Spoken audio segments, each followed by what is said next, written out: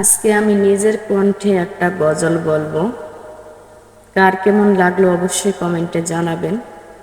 রাসূল আমার আল্লাহর দোস্ত, আখিরি নবী,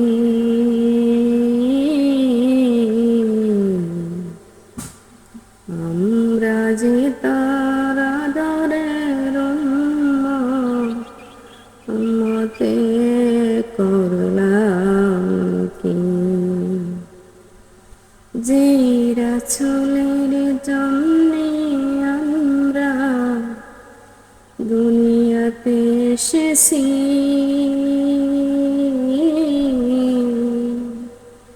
আমরা যে তার মহব্বতের উম্মত, কয়দিন কেঁদেছি।